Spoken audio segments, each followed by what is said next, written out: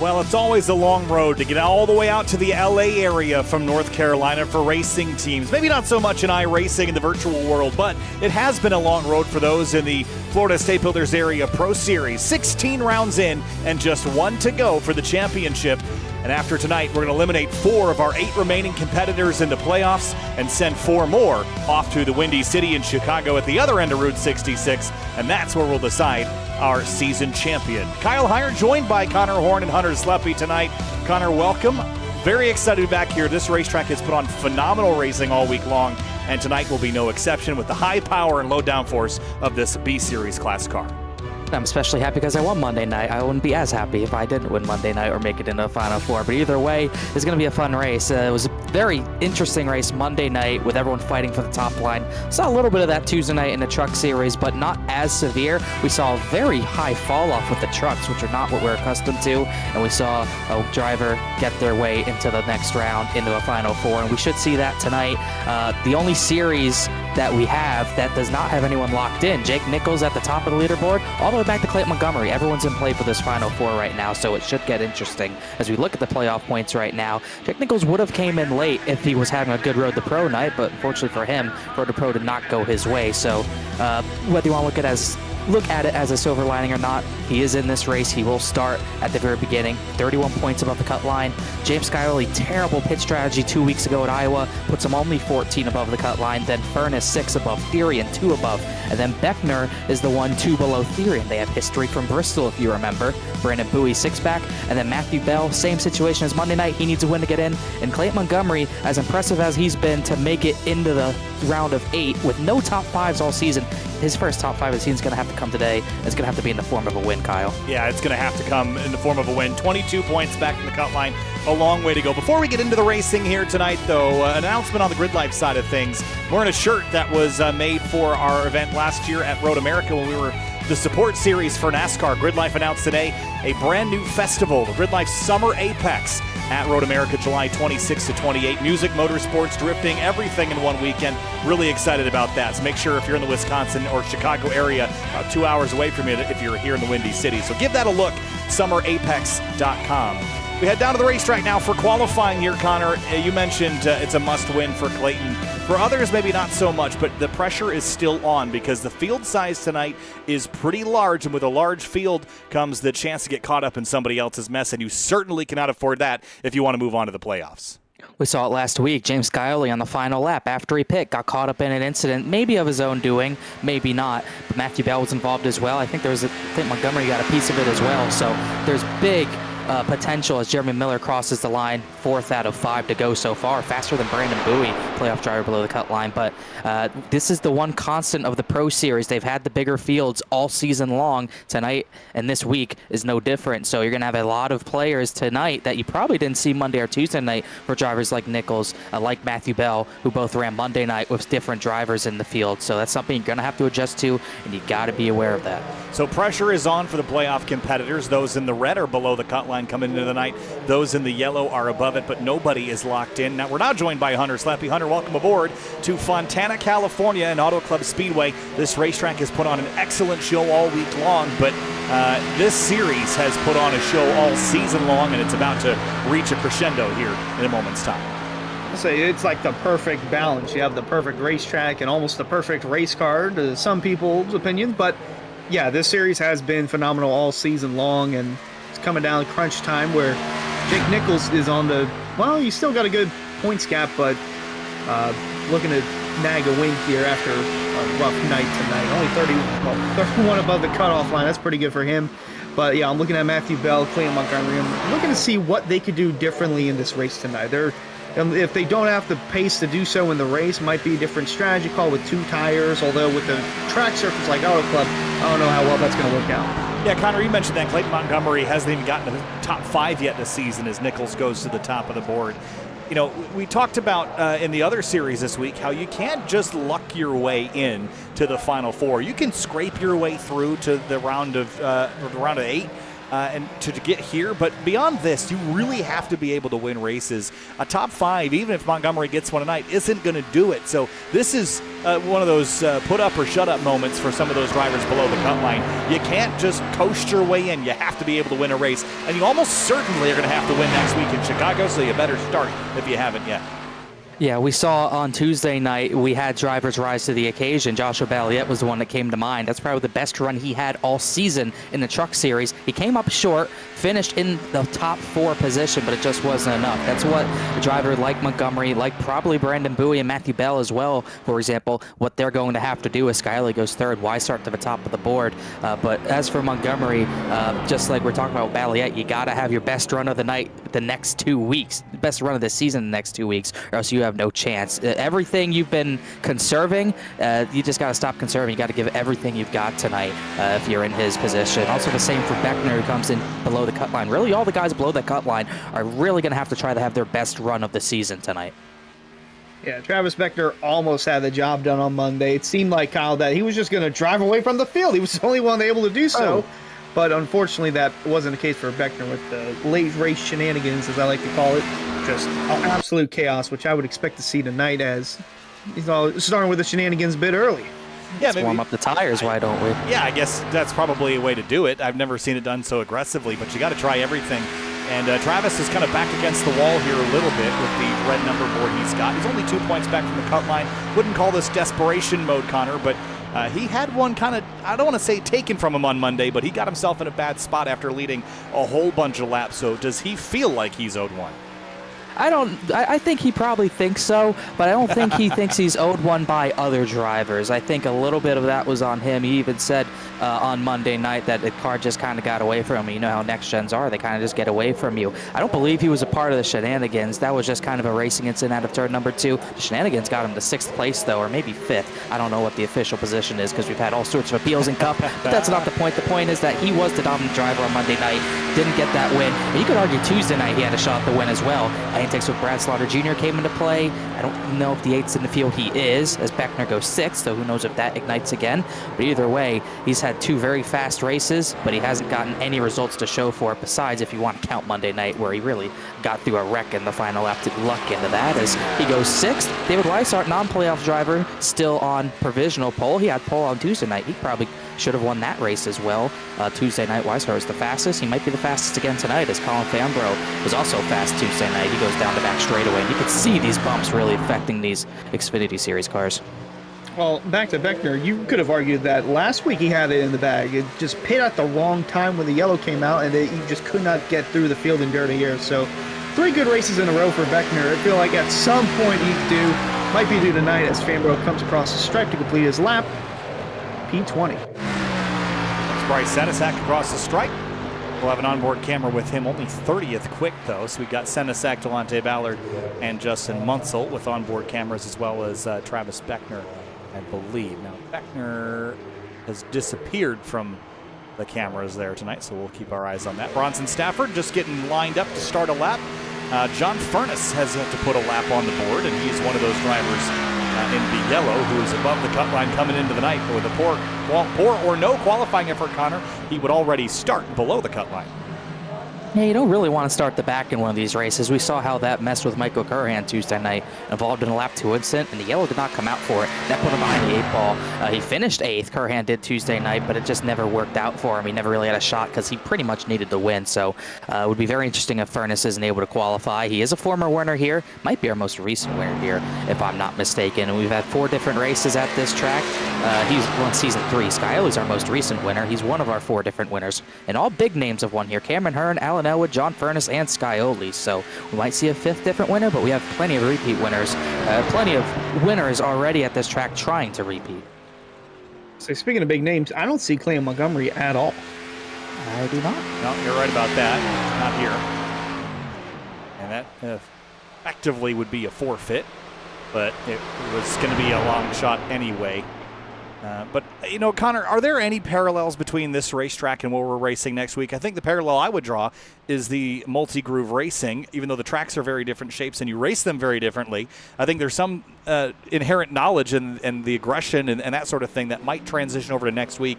I do think we'll see a similar group running up at the front, even if it's not exactly the same.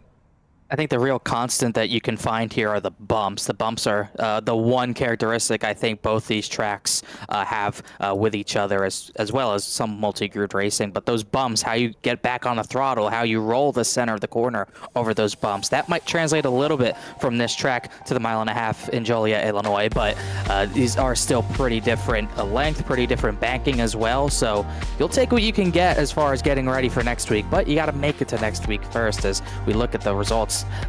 Jake Nichols only 8/1000ths of a second off pole from David Weishart. No playoff drivers inside the top 11 to 20. Brandon Bowie, not a good qualifying effort, 23rd. And John Furness did not get a time down, notably. He is He'll on be doing track. he'll be doing the last to first challenge. Yeah, he is on track now. He's just not going to make it to the stripe. Almost. He was 2 seconds shy of finishing a lap, and he will run out of time. Race fans, make sure that you subscribe to the Area iRacing Twitch channel. As a subscriber, you'll have Area iRacing emotes to use in the chat. You'll also earn double channel points as a subscriber that you can use to redeem for free merchandise, all at the price of just $5 a month. And if you're looking to eat healthier in 2024 without having to spend extra money, HelloFresh is here to help. Choose from over 40 calorie smart meals and protein smart meal options each week. Every meal arrives pre-portioned, giving you less time to prep and more time to enjoy your meal. HelloFresh also gives you free breakfast for life with an active subscription. So what are you waiting for? Click the link to get started with America's #1 meal kit today and use the coupon code to save 50% off your first box. And you can head to twitch.tv/Area iRacing and in the chat, !HelloFresh. All right. Well, man, that 28 just seconds away from qualifying in.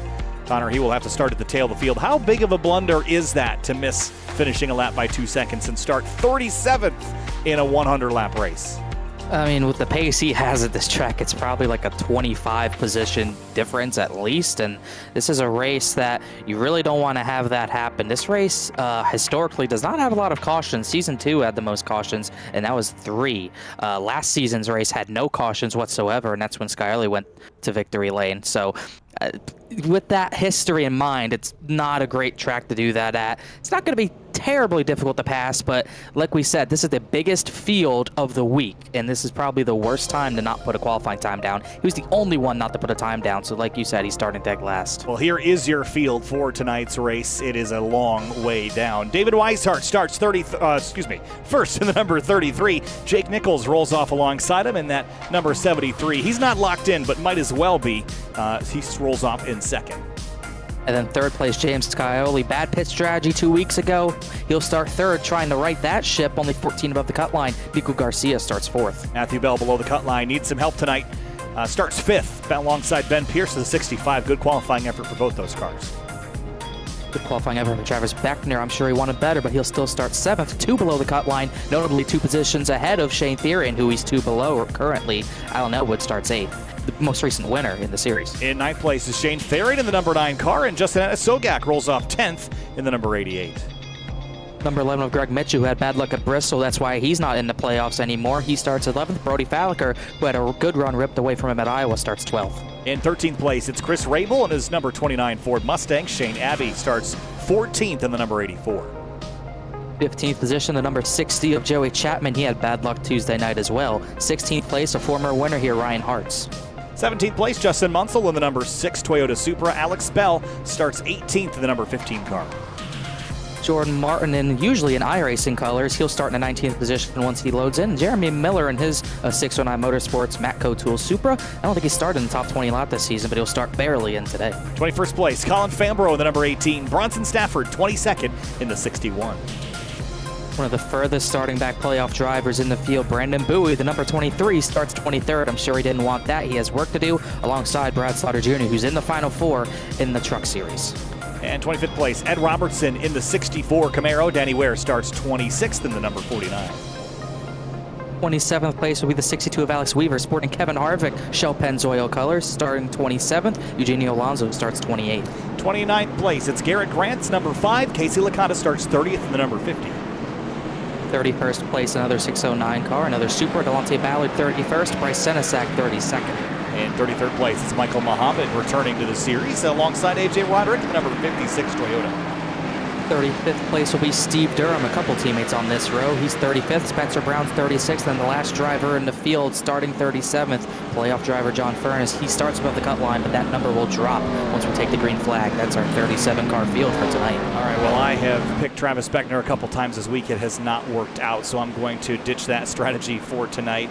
Well, I'm going to go with a pick that might be a little bit on the safe side, but I think Jake Nichols is going to be able to race the calmest of everybody because he's got the biggest gap to the cut line. I think that will pay dividends without having to be desperate. 73 wins this race for me. I'm gonna take it from you because I don't think I'm bad luck since I won on Monday night. I'm gonna keep saying that as much as I can. So I'm taking Travis Beckner. I think he will be able to. This is the car I think that he can run well in. So I'm going with Beckner. All right, that leaves me with James Scioli. I'll gladly take that pick. All right, here we go. 100 laps, just over an hour worth of race time tonight. The penultimate race in the Florida State Builders Area Pro Series. From one end of Route 66 to the other this week to next. Fontana, California at Auto Club Speedway. Green flag flies and we're racing on the West Coast.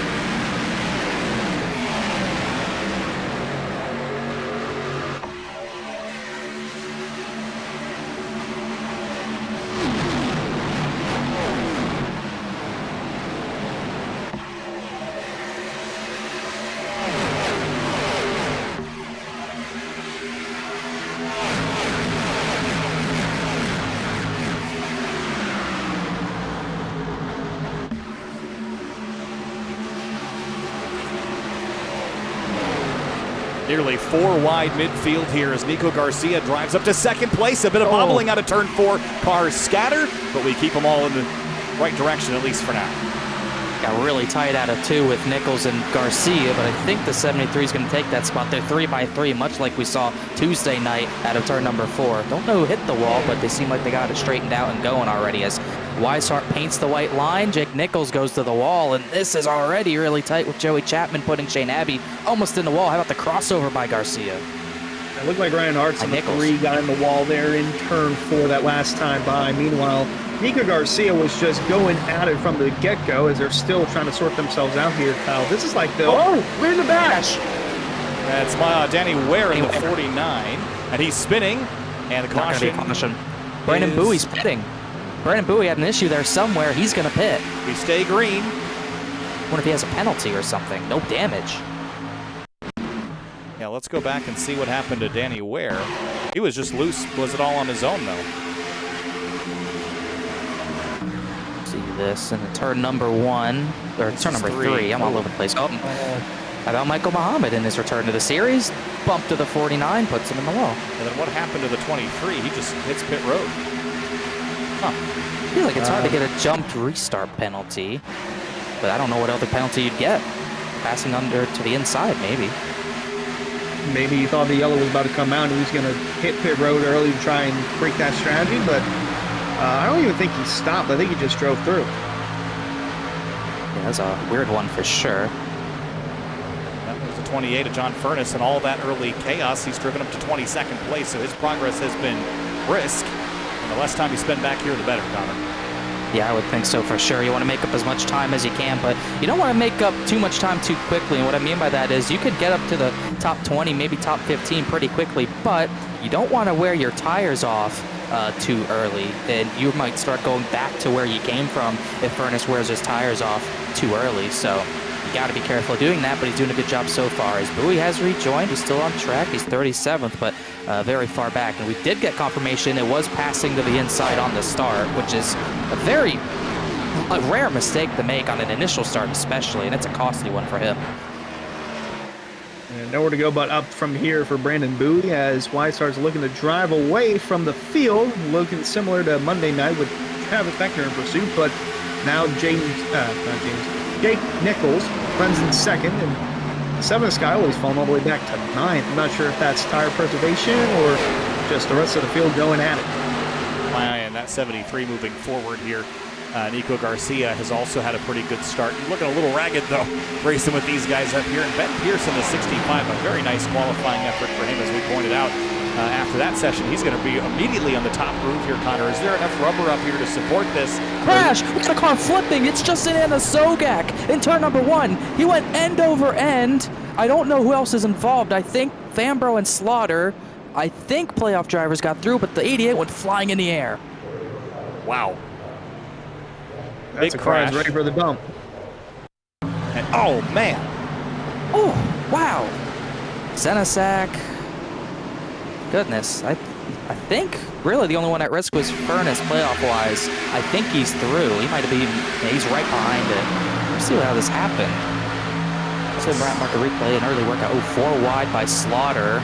Oh, and looked like Jordan Martin into the back of the 88. Man, that was a huge wreck. Didn't they have I feel like they had a contact at Bristol.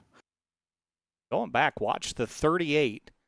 Gives him a shot here off into turn 1. Going to bounce off the 18 and then into the 60. And Chapman is just going to go for a ride here, watching the 88 right off the right door. Oh, That is a huge hit for the 88. And Furness.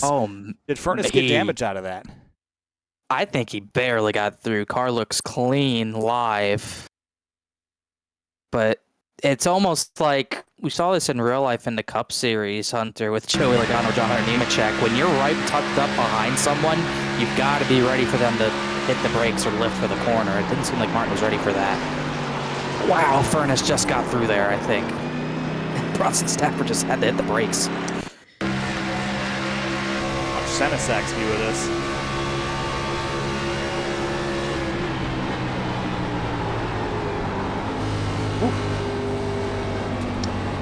I know Senesaki's shaking his fist. He was up in the air and on his high Tuesday night, and he's yelling, "Oh, that's a caution," but I'm not. When it's me, it's not a yellow. It almost looks like Anna Sogak had thoughts of backing out of 4, and the 38 wasn't ready for it. Then the 8 and 18 got together, just avoiding it. But somehow John Furness gets through all that. Had some pit stops. I feel like I think Justin Munsell from 13th was the first driver to pit. Bowie also pits after losing all that track position. He's got a lot of work to do now. About a third of the field on pit lane, maybe a little bit more than that. 40% of them. And on the left-hand side of the screen, strategy. yeah, those with a 1 have pit, those with a 0 have not. And Hunter, to your point, interesting strategy call because the way this race is going to break up, probably a little far for a 1 stop. So if you pit now, you might be able to get away with 1. Yeah, I was about to say this. I was actually planning on this race going caution-free, just like last season, but somewhat similar to season 3, where there was an early caution, but there was green flag racing from then on. So I'm kind of expecting it to be a little bit similar towards that. Not 2 tires. Some might have taken 2. I would assume everyone took 4. That strategy call might play dividends in the very end, and especially for Brandon Bowie, that's a big saver for him because of that early penalty. So he gets jumbled up with the rest of the field and is not on a disadvantage anymore. Yeah, so Bowie took 2 tires on that stop, and so did Casey Lakatos and Michael Muhammad. Those 2 will start at the front of those who just came to pit road, 21st and 22nd. Everyone else from Munsell on back, with the exception of Bowie, took 4 tires. I guess if Lakatos is going to come back down, so does Munsell and Bowie. So maybe, I don't know, would think that you're probably not taking tires. Maybe thinking fuel strategy. I don't think you're going to be able to make it on 1 stop from here. Although it might be close. Definitely looks like those 3 are topping off. So maybe that's something to note. Jack's up on the 23. Maybe taking the lefts. No, he is taking 4. Lakatos definitely topped off. Don't know if Munsell did or not. Either way, he'll be monitored. Well, first caution of the night, and we got a great look at our SimRat Market replay. Race fans, head over to simratmarket.com for custom iRacing paint scheme templates that are simple and easy to use so you can stay focused on the racetrack. simratmarket.com.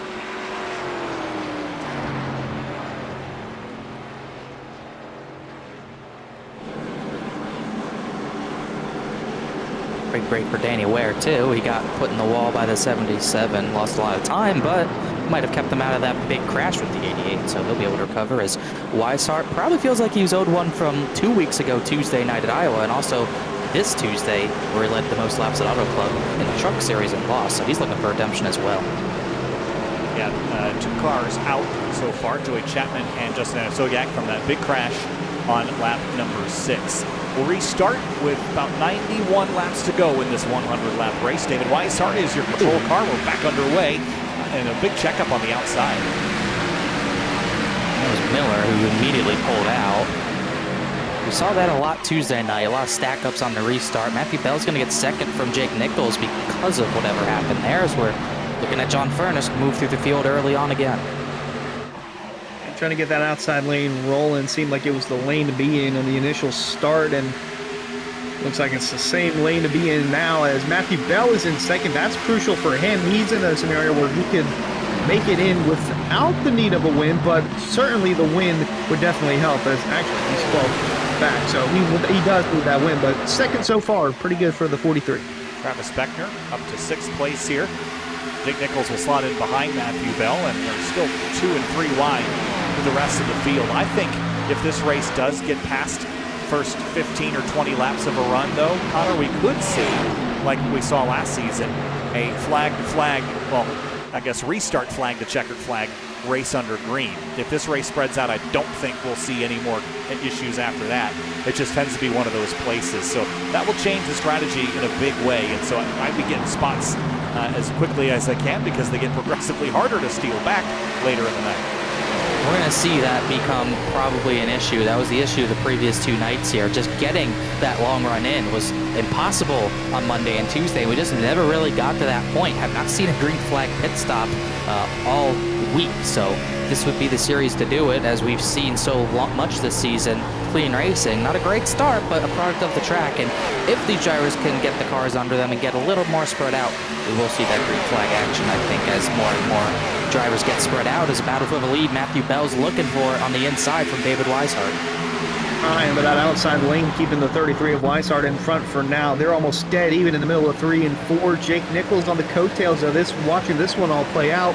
Meanwhile, he's actually got Nico Garcia on his inside, trying to take third away with help from teammate Alan Elwood, who had that incredible win last week at Iowa. As they're fanning out 3 wide. Oh, that was an impressive block from, I think it was Jeremy Miller.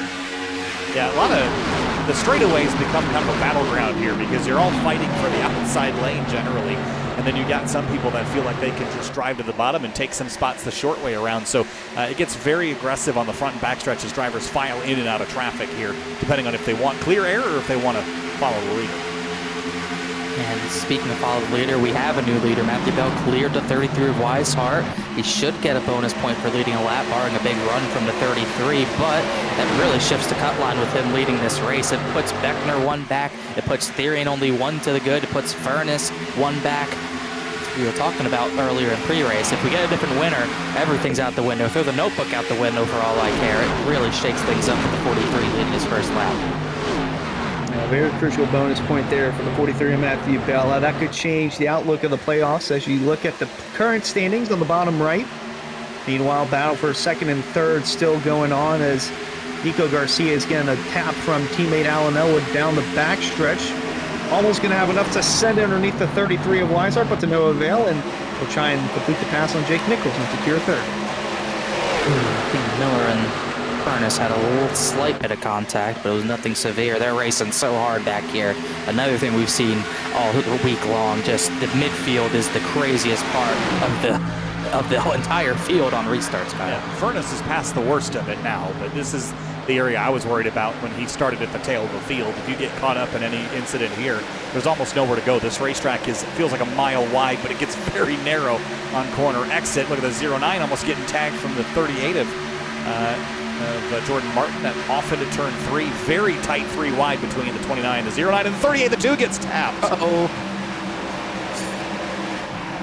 He's going to come back up right in front of Jordan Martin. He did a good job keeping it down there. Oh, Hendricks, not Hendricks, that's Robertson in the wall in the 64 car.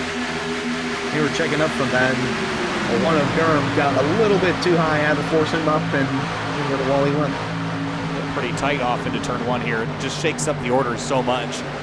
Every lap is an etch-a-sketch that you shake. It's just what picture is going to draw next lap around is 77. Muhammad and Delonte Ballard are side by side.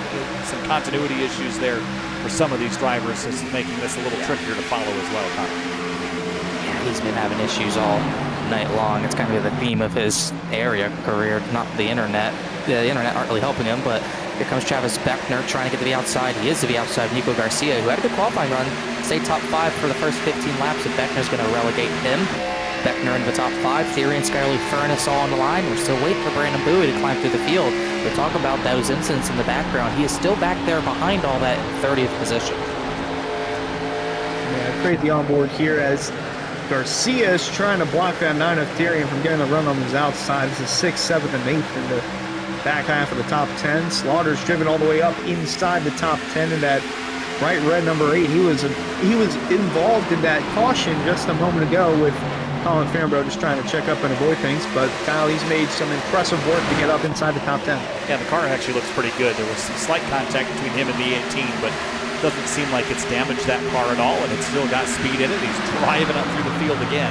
Low of 27th on the day. He's back to P8, right behind Shane Therian, but he's driven right back past the 28 of John Furness. As Matthew Bell and Jake Nichols battle for the top spot. Then it's Elwood, Weishart, and here's Beckner looking for 4th. That's kind of pretty much, I mean, Slaughter should have good practice of it. He had a lot of issues on Tuesday night, back to front, did a lot of that. So he's got practice. That's why he's back up in the 7th so quickly, it seems, as he's ripping the top all around this track. As Beckner continues to paint the white line, trying to get to the inside of Weishart. Little bit there. He's going to try to get back in front of Garcia, which he does. Looks like he's going to stall for the time being in 5th. Garcia wants it back. It's going to be tough to do on the bottom, but Garcia's not trying to wait in line like we saw a lot of Monday night, as Jake Nichols is still hunting for that lead. He's only going about a groove lower than Matthew Bell up ahead, but not willing to go all the way to the white line. Bell hit the wall. He got the wall. Now Nichols has it easily. Whoa, and in front of him is sideways. That's Nico Garcia run on board with Brad Slaughter there. They were just all over the place, and even he's a little bit sideways, trying to corral him into turn 3. Yeah, that checked up the outside of the 4 wide, almost. That checked them all up, and then Garcia had to jump out of the throttle and shift it all the way forward, and he was chasing it through the rest of turn 2. It's going to hold up the 27 and allow the 8 through. Remember, they also had a run in the 8 and 27 did on Tuesday night. We'll see if any of that bleeds over into the Florida State Builders Area Pro Series. You would think not. Jake Nichols leads his first lap of the night, although points really don't matter for him as long as he gets a good finish, but it's important. Matthew Bell not leading really shifts that cut line. It's almost a lifeline for Beckner and Therian just to be even on that cut line, but it just keeps them that much closer with each other. And John French is only above them by 1 singular point. Really tightens things up. Yeah, very crucial there from the 43 of Bell, just trying to push it and not let the 73 Nichols by, although he did just that from getting into the outside wall. It's very tough here whenever you're in this scenario where you're in a must-win. You can't make any mistakes. Everything has to be perfect, and sometimes it just slips away a little bit like that. But only a 5th of the way through, and Bell still inside the top 5 for a good run. 2nd is up for grabs. Elwood and Weishart door-to-door in turn 1. Weishart going to throttle up here. Everyone kind of cheating up to that outside lane, but guys, we're about 10, 12 laps after the restart, and now we're stretching the field out. There still is plenty of battling, and at any moment could be a disaster, but if we go too much further, another 10, 15 laps, I can easily see this race really settling into a long green flag run. So has anyone considered that possibility? Connor, all week long we've had cautions basically at 20-lap intervals. If we don't get that tonight, I'm not sure what drivers are going to do. I say right now, from what I'm seeing, if we get a long run here, it's probably the best case for the drivers not close, that are close on that cut line, because Jake Nichols is starting to set a pretty fast pace. Weaver's in the wall. Jordan Martin will go right on by. The 73 is looking really strong. This is not something he's been able to do a lot of this season. He's got 1 win, I believe, on this entire season, which is probably not as much as we expected him to do, but he's still been so consistent, gotten the regular season title, 30 plus to the good entering tonight. Setting a great pace right now. No pressure as they're still battling pretty hard for 2nd. Weishart's got it. Oh, Furness got loose in the battle. The battle's really for about 7th. As Furness is still trying to get further up through the field, but that 73 looks dangerous tonight. Well, look They at had that one win in Atlanta earlier in the season as they're still duking it out in the back half of that top 10, actually 10th up for grabs as just looking at this race. It's a shame that they tore this place down. I mean, I know they sold the land for over $500 million, but I mean, this is, Kyle, this is like the perfect racetrack. I know Chicagoland is great and all, but this to me is the ideal racetrack. Well, Chicagoland they're not really utilizing either.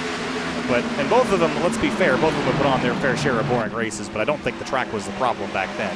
And it isn't today. Look at this. This is dicey out of turn 4 between this group of cars. right in the middle of it is Slaughter, all the way up to the top 5, just that quickly. Garcia's back to 6th. Alex Bell is 9th position, which is a great run for him. He has not had much luck this season in Pro Series himself, so he's climbed through the field quite quickly. As low as 26th in the race and is now in the battle for the top 10 spot and trying to go a little further up as Beckner almost collided there with the 28 of John Furnace. That's what you saw there. Did in you the see the margin between the 15 and 28, Hunter? That was insane. He was slicing and dicing through the field. He's not done yet. He's looking to get past Nico Garcia. But we'll take a look at the Simrad Market replay of just how close it was. I mean, look at that. You can't do that. Man, that was scary. Watch this. Can't fit a piece of paper between that. Got a spin. Someone's in the grass live at Steve Durham, as that was close. Probably could fit a piece of paper. Durham went through the grass. Not sure why, but he kept it straight. They keep it green. Well, let's work out our Simrat Market replay here, and whoop, go back a little further on the Simrat Market replay. He might have been looking at the replay while we were looking at the replay. I don't blame him. Just washed up, kind of lost track of how many cars were out there, and yeah. That was Bowie who got part of the wall in that. He has pretty big right front damage. That was a bigger incident than we thought. Playoff driver. Yeah, and there is some damage on the right front of that Hunter. Yeah, he was hit from Brody Falliker, from Steve Durham, and bad night going a bit worse for Brandon Bowie. Still trying to keep it rolling in the right direction, though, but it's taking quite a toll early on. Tell you what, I'm sorry to cut you off, Kyle. Alan Elwood got a windshield full of Matthew Bell. Bell pulled the slide job out of 4, and it probably didn't work out great. Elwood was not happy with the radio. You could see the damage where they made contact on the right rear quarter panel of Matthew Bell, as Elwood's going to slip back to 6th because of that. Oh man, we got that damage. Oh wow. Actually, a decent chunk of damage right here. Oh! Yeah, he used him up, not didn't really. Yeah, I sure did. Slaughter did a heck of a job not wrecking the 10 there, as Elwood, our most recent winner on the Pro Series side, finally got back to victory lane. As Slaughter will shove the 43 into turn number 1. It looks like he's fighting for his life right now, Hunter. He's trying to keep this track position after leading some laps, after getting in the wall, but looks like he's starting to struggle. As here comes Alex Bell for that 3rd position. He might be on fresh tires. If so, they're starting to work. He's up to 3rd.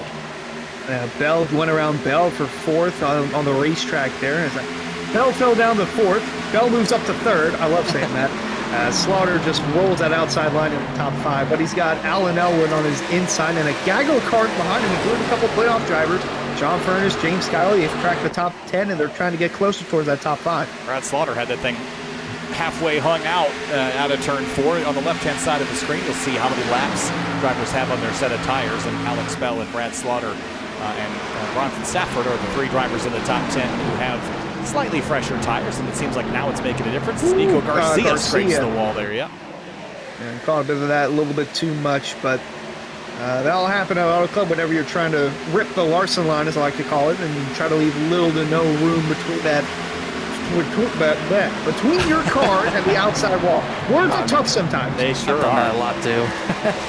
There was really starting. You go ahead. I was going to say there was a race a couple of years ago that was referencing the half-mile paperclip at Martinsville, and I said the half-mile and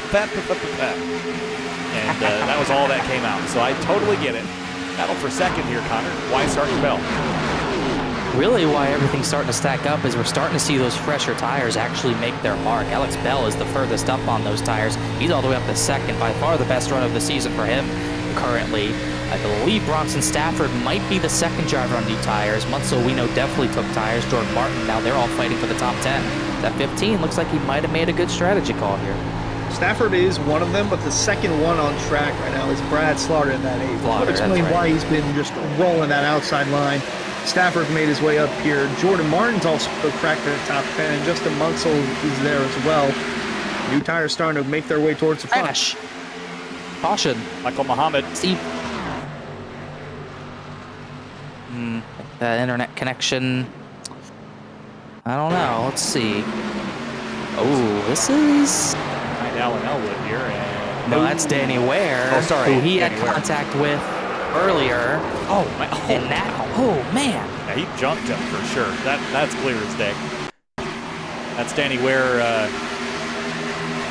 finishing the job there. Man, I think he did. Yeah, I think that Dr. Pepper can has been popped, I would say. Completely. It's obvious. It's obvious as it gets. Yeah. Well, that'll throw the caution at lap number 30 as Jake Nichols is finding the pace car. And new caution logic here, so we were able to carry some pretty good speed until he caught it. And, well, we'll send everyone back down to pit lane here with 70 laps to go. Probably not the best thing for the 15, the 8, but they went long enough to the point where that probably doesn't hurt their tire situation near the end of this race. So, Jacob Bell just called Danny Ware to the hauler. Not surprising. Yeah. But this will mix up tire strategy a little bit, Hunter, as we'll note that's a hauler call. Yeah, that's a, you know, when you get called up there, you know what you're going to get told about. You go, yeah, are you done now? Are you happy? Because that's... Yeah, I think so. Yeah. I think he made his point. Section. Yes. Basically. As what I was going to say to you, Hunter, is that we ran out of tires on Monday night. Didn't have that issue Tuesday night, really, but with these yellows falling the way they are, like they did Monday night, that could put us in a position where we might be scarce for tires again. Yeah, I was just about to say, the pit strategy here, I think, personally, this works out great for Alex Bell, Brad Slar, those guys on new tires that were making their way towards the top 10, because it allows them to get jumbled up on the same playing field now with... Well, actually, no. Never mind. The more I thought about it, the less I was confident in what I was saying. Never mind. I've been there too. That's why we are not crew chiefs. Yeah. Gosh. Well, a couple cars. Brandon Bowie's going to roll through, I think, and he'll go back around and hit again. Going for lap lead. Yeah. Much better way to do it. He didn't get it. Well, he's going to hope to get it. I don't think he's going to get it next time. We saw Licata's try that Monday night. It never worked because we have the quick yellows here. But it's a much more it's probably more effective than rushing to the back of the pace car than spinning in the tri-oval like we saw Kurhan do Tuesday night. That was wild. Yeah, I mean, he immediately negated the point that he had just already had a 4X, so maybe not. But yes. Yeah, either way, it's not going to work out for him. So 32 laps into this race. Connor, it's been pretty green. I know we've had a couple of cautions, but this race seems like it is going to spread out. If we kind of get a yellow around lap 60 to 80, I think we could see one of those super chaotic Auto Club finishes that we always kind of queue up for. But if not, I still think we could go green to the end. So how does that change your strategy if you're in the playoffs? How aggressive do you get with overcuts or undercuts, or do you just try to play the status quo and split it in half? I think we could get interesting with strategy here because we're going to restart with about 67 laps to go. Still not in, still can't go to the end from here on fuel, but with how long you could run this close to the finish of the race, we could see some drivers who are close on points like Furness, like Beckner, like Theron, maybe try 2 tires, maybe just a heavy undercut with 4 tires. It's very interesting with where this yellow falls and where this restart falls, because we might see those drivers who either need to beat some drivers on points or just need to win altogether like the 43 probably does. We might see some interesting strategy because of that. Yeah, not to mention you got guys going for the win up here like David Weishart, Alex Bell, even Brad Slar, guys that are, you know, they're not in the playoffs, but they want to win races. I mean, we saw that a week ago with Alan Elwood. He was just running to win races and did just that. Could see it again tonight, especially from Weishart. It seems like he's got the car to beat. Well, we won't see the 49 running anymore. He's been parked for intentional wrecking. Yeah, believe it or not. Again, I think that's the first intent wreck in this series anyone got parked for. I remember it was Therian at Darlington on James Coey. I remember that one. Yeah, There are opportunities to make it not look intentional, and that was not one of the ones that Danny Ware showed there. But we're going to restart. I wonder if he used the excuse where, oh, my dog was at my pedals and I was trying to steer him away. Oh, the steering was all messed up. What was Matt Katz's excuse? Oh, that flat tire. Wearing he was sunglasses. like, oh, I don't know, left front went down. Wearing sunglasses so you can't read his thoughts. Yeah. I love that. All right, coming to the restart, lap 34. We're back underway here from Auto Club Speedway.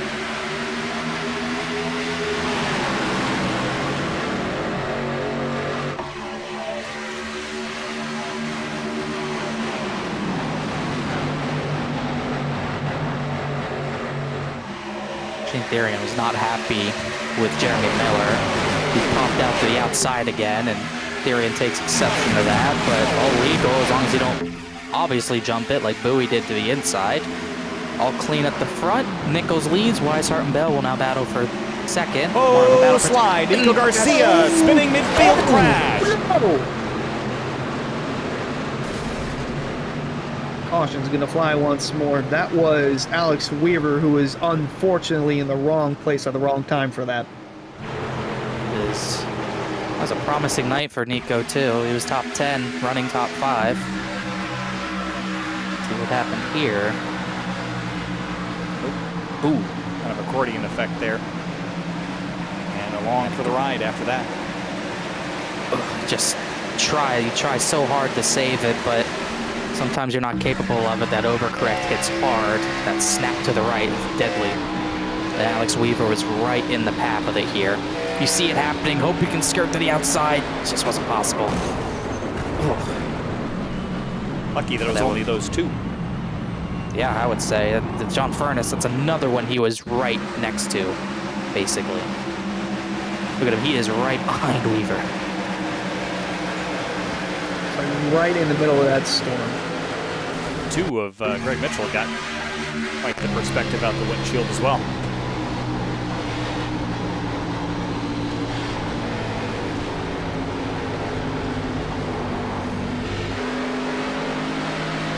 I believe Shane Therian's trying to talk to the admins about that restart by Miller. Let's go back and look at it. We've got an opportunity to, so we might as well go back to the restart.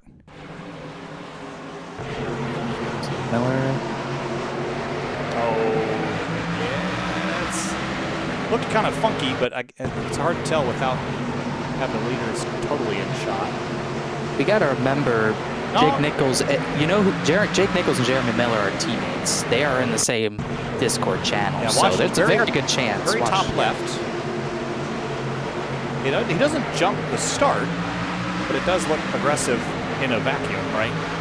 Pays off to have teammates, that's what I'll say.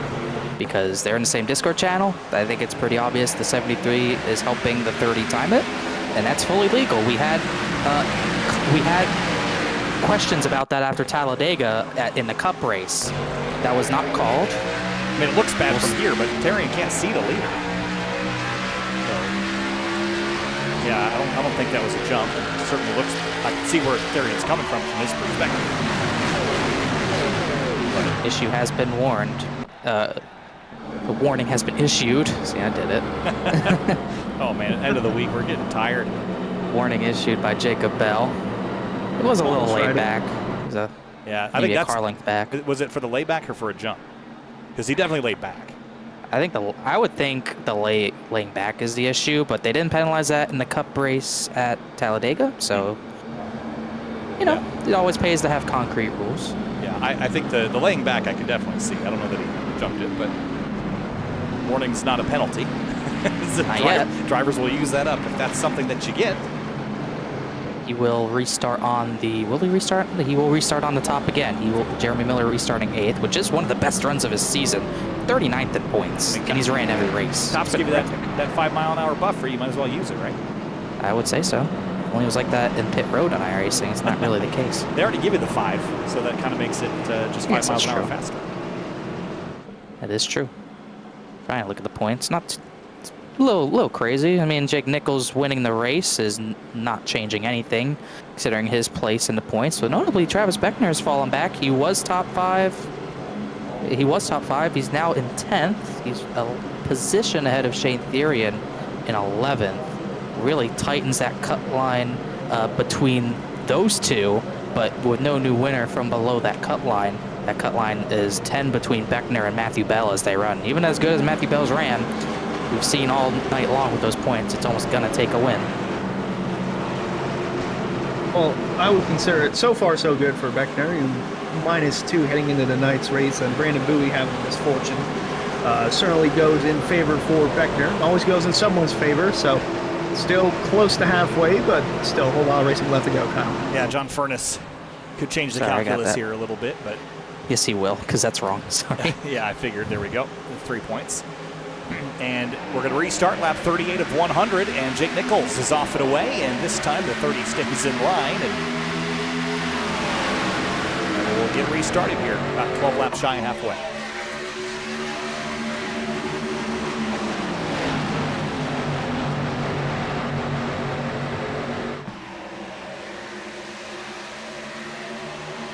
Seems like drivers on these restarts, they get closer and closer to that wall on every restart, as all 30, got about 31 cars still on track after that most recent crash, and Bowie's at the back of it, Nichols is at the front of it, as he has been most of the night, and now Weishart and Bell, now they will battle for that second position, as they're 3 wide with the 9-6 and the 61.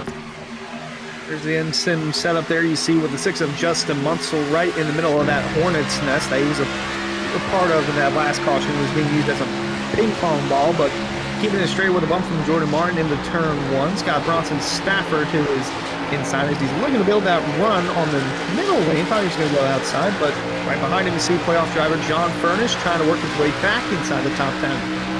Comes a bump. There's nowhere to go with it because Ryan Hartz has jumped up to the outside. There's Therian in the bottom. Battle for the lead is heating up here, getting pretty interesting here up inside the top 5. There's up to 8, trying to see if he's going to charge through the field at any point. Seemed like he fell back to about 14th before the second to last yellow. They're blocking to the white line in the background as Nichols tries to continue to lead. Weishart does have a run. He hasn't really challenged Jake Nichols for this lead since he took it. He's going to look to the inside here. See what type of run you get off of turn number 2. We got 4 cars looking for the lead. Scioli's up to 4th now, trying to get it from the 15 of Bell. He shut the door on the 15. Yeah, that's dangerous racing there when you're playing with the game of inches, and see just that with the 7 of Scioli jumping up in front of Alex Bell. Going to try and look to get past Matthew Bell, the 3rd spot on the racetrack. He's not going to get much from that bottom. It's really that outside momentum that's going to keep you rolling, and it's going to keep the 43 close to the bumper of Weishart, but start to see them do the snake method, follow the draft down the straightaway, and Bell still in close proximity to Weishart as we round up into turn 1. Thought he would try to get to the quarter panel and use the side draft. That was something we saw a ton of on Monday. Didn't seem to be that effective on Tuesday here, Connor, but as the race goes on, I'm sure drivers are going to try every trick they have up their sleeve to try to find an advantage. You would think so. You just won't see people chasing that right rear like they were on Monday night because it, like you said, it just is not as effective. So that won't really be utilized for a long time. I would hope. They're supposed to do updates on the aero on the trucks, and when you can side draft in the truck cars, it's going to be a struggle because we're going to see a lot of wrecks trying to side draft in a truck soon enough, but not the case yet as Nichols leads. Beckner's up to 7th, starting to climb up forward, trying to chase down Jeremy Miller in 6th. Field rolls into turn 1. Yeah, side drafting, I think at this track is so much more of a challenge, especially like front straightaway, probably not so much. Backstretch, definitely, with as many bumps as it is. It's almost like you're on a fucking Bronco going rampage down the backstretch, but that's why you see mostly single file, and you see some side-by-side racing there with the 7 and the 43, but you try to side draft, if you go over one of those bumps in the wrong spot, then that could result in you turning said driver. Side by side for 3rd, Matthew Bell, James Scioli, Alex Bell.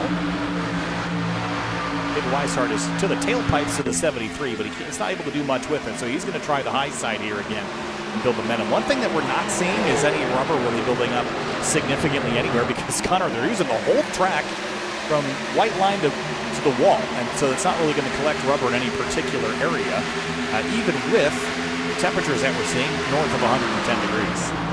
you'll probably see most drivers on that top line, but yeah, you're seeing everyone just searching for grip because of how high the temps are, and more importantly, this is a clear, sunny day, so sun's beating down on the track. It makes it even less gripped up, as Alex Bell almost put Miller in the wall up ahead of that battle, trying to block for that top side. But yeah, that's the main reason you won't see rubber anywhere, is because you're just always searching for grip at a track like this, and it's hard to find. Very hard to find. That's why you see so many guys spreading out trying to find grip, whether it's all the way on the bottom, the groove in the middle, or even on that outside line right next to the wall. What makes Auto Club such a fun racetrack. And speaking of fun racetrack, we've got a fun battle on the fun racetrack. Travis Beckner is trying to climb inside the top 5. He's working around Jeremy Miller. Now to the inside of Alex Bell, trying to go for a 2-for-1 special.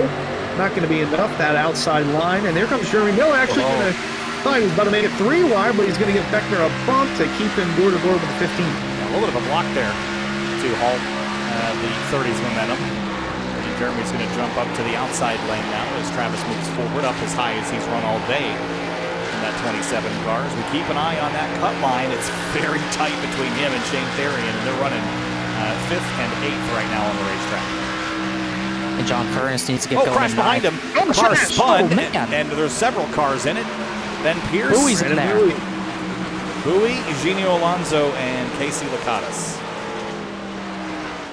Looked up, well, I thought they were crashing harder, but it's still a pretty decent crash. Bowie's got a lot more damage, left rear and straight on the nose. It's not been a good night for him. Where it starts, I think it's going to be Pierce. this group. He had such a good qualifying run, fell back. 65 of the 29 right there, understeer, push, and Alonso into the back of Pierce, and that's what kind of triggers the whole thing. Yeah, quite Pierce, a few people on spin cycle. Yeah, Pierce got tight. Rabel got to the outside trying to miss it, and then it just all stacked up behind it because everyone's just trying to stop out of the corner, and that's the opposite of what you do out of the corner. It just all stops. You just don't have time to react to that. I think that was on board Spencer, not Spencer Brown. I think Durham, yes. I think it was that happened in the back of the pack, because if that happened at the front, all those cars spinning out, it was like a wall of just smoke. This really, we were talking about strategy, Kyle. This really makes it interesting. Yeah, so a lot of the field has come down only once. Some of the field has come down twice, and a whole bunch of cars are going to come down now. I think this is kind of the obvious call to make, but I think there are some cars that are going to deviate. Alex Bell's going to stay out. Brad Slaughter's going to stay out. Why are they staying out, Connor? Because they came in on that first pit stop at lap number 8, and they used up a set of tires then, so they can't afford to take a set now. Yeah, this is pretty much, this is not going to go well for these guys, but they have no choice. You can't be down to one set with over 50 to go on the restart, as Joey Chapman gets another lucky dog. He'll be 7 down now. No one else who's still in the race is a lap down currently, although that might change. So we'll have about 5 drivers stay out here. Race on pit road was tight. They were all over each other. I think the 73 got it, but it was close. And Matthew Bell, I thought he was going to take second, but Weishart did get it. Well, what was that, our 4th caution of the day? Yeah. All right, well, that just set a new track record for the Florida State Builders Area Pro Series. I don't want to clap for that. 4 isn't so bad. I mean, no, not yet. Not yet, but we've got a long way to go. I did want to note, groundbreaking guys, caution, that the 5 drivers that did stay out have kind of a lot of laps on their tires. So this is not a position I'd like to be in. And even the drivers that, I mean, I don't know, don't like this, because if we get another couple yellows every, 20 to 30 laps, we're going to end up in a scenario where you're on really worn out tires with no way to get new ones. So take care of the ones that you're getting now, because you're going to need to. Yeah, this is going to be interesting. There's going to be a key restart for those drivers who are close on points, Furness, Beckner, and Therian. They're going to have to try to get through those guys as quickly as possible once they get to them, as we'll have 5 drivers staying out here, including Lacatas, who's in that most recent yellow. It's interesting for Nichols and important for Nichols to get through quickly as well, to keep that control over the race that he has compared to the 33 of Weishart. There's Bryce keeping hydrated, and I think you just noticed that, hey, they're looking at me. And Here's Delonte Ballard. I don't think we've talked about him all night long. Not considered a bad thing. He's kept his car clean, kept out of trouble. Running in the 21st spot, looking to continue to make ground up.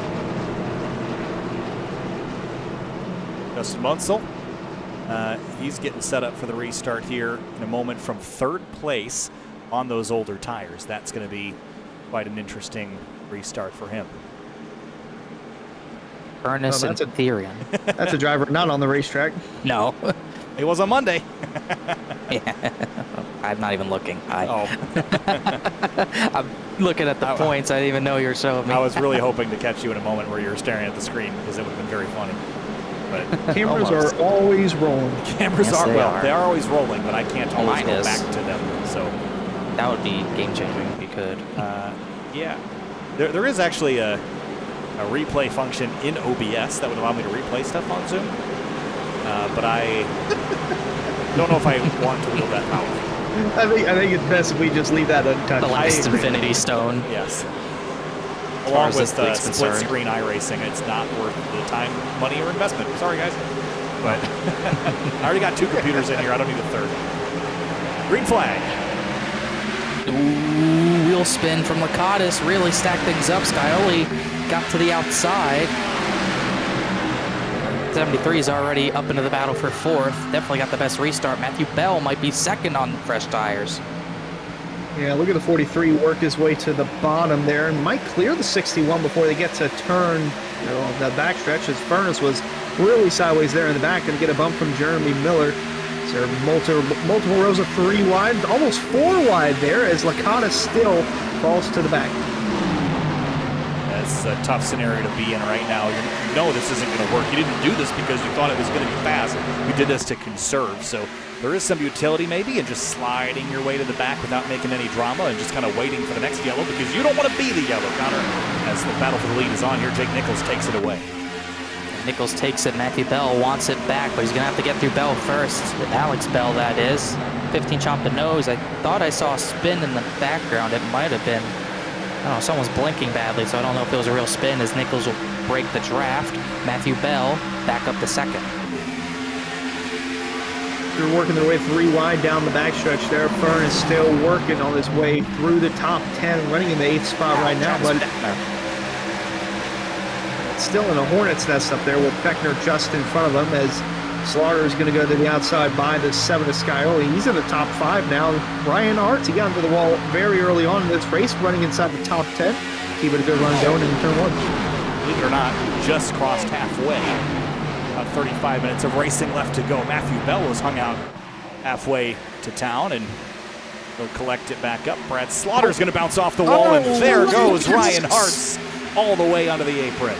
Oh my gosh. I'd take blame for that. Commentators curse at it again. I should rejoin. Gosh, I thought he was going to kill that inside wall. How did he save that? Look at how far pointed. Look, he's in the inside wall, basically. Well, if this were Pocono, he'd definitely be in the inside wall with how much they pushed it up toward the racing surface. But Auto Club is a very wide racetrack on and off the racetrack, so keeps the 3-car alive for now, but good run just got tainted from that. Yeah, I was torn on it when they redid that to Pocono, but it also keeps cars from accelerating down there. Contact, Bronson Stafford. Around goes Stafford, headed to the inside wall. It's going to be a hard hit. Hard hit for the 61. And there's not going to be a caution for that either, below the racing surface. Horrible way for his day to end.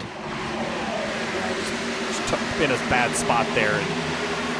That was the worst angle in the worst place. Crash and race over. But there's also not been a good restart for Shane Therian. He's only down in the 23rd position, and that is absolutely not what he needs with Beckner running in the top 5. Puts him much further out in points compared to where he was. 17, as a matter of fact. I believe he took tires, so not sure what happened. Oh, Furness hit the wall. He hit it pretty good as well. Also not what he needs. Yeah, playoff contenders getting a little bit too squirrely there on the racetrack. Only halfway through this race, and he's closing in on that bumper of Jeremy Miller as we go on board with the 28, but a lot of chaos happening in the last couple of laps. Still no caution, but up front for the lead. Matthew Bell to the inside of Jake Nichols trying to get a run around him. Not quite, but it's going to be side by side heading into turn one. Here comes that side drafting we were talking about. Matthew Bell's going to go for the white line.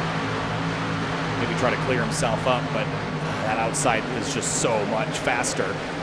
He's going to try to clear the 73. He does. Chops the nose, and Nichols crosses over. That was tight. This is Matthew Bell's season. He has to race aggressively. He doesn't care if it's too aggressive or not. It's all out the window, like we talked about Tuesday night with Balliet. All respect's out the window. You need that race win to get in to Chicagoland, and he's going to leave it all on the track today. He's going to try to hang the right rear of Jake Nichols, and he keeps it. Nichols back to the bottom, tries to get away from any potential side draft. Slowly, that 43 will chase him lower on the track as David Weishart's just going to watch this battle unfold. Nichols leads that lap on board with the 33 of Weishart, and not too far behind, actually almost looking to inside is Travis Beckner in the 27. 4 cars racing for the top spot as Bell trying to drive away on that outside lane, almost close to that outside wall. Oddly enough, early on in the race, he hit the wall in the lead trying to drive away from Jake Nichols, so trying to do the opposite of that as they head into turn 3. Oh, man, Furness was really tight to somebody's door. That was the 30 of Miller. That was very, very close. And Furness really needs to make sure that he is up here just in case, because Matthew Bell is now leading, and that changes the map.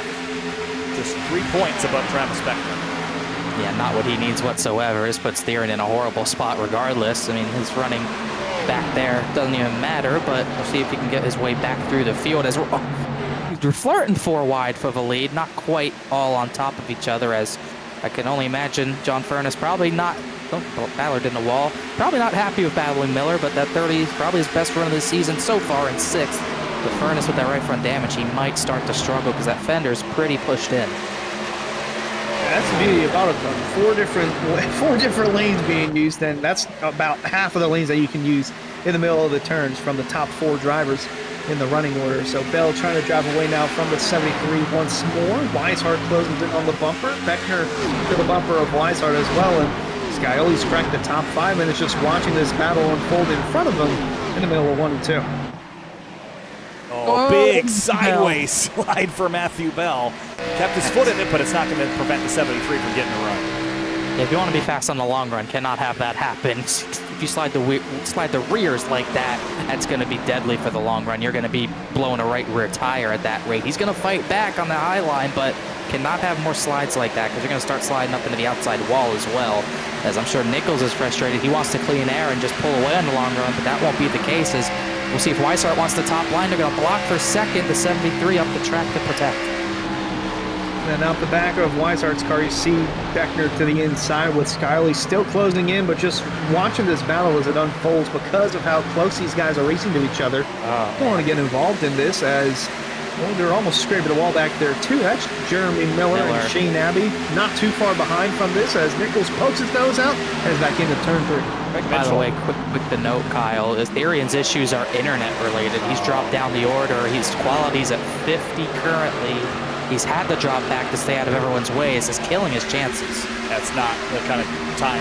It's so frustrating because it's out of your control. There's not really much you can do other than wiggle the cable and hope it reconnects to full quality, but that's very frustrating. I want to point out Greg Mitchell up to 9th place. He has dodged and weaved through a bunch of wrecks tonight and is now inside the top 10 and actually just passed John Furness for 8th. Try to complete that pass, won't be able to do it. Another pass trying to be completed is the one for the lead. They are 3 wide with Furness, Abbey, and Mitchell.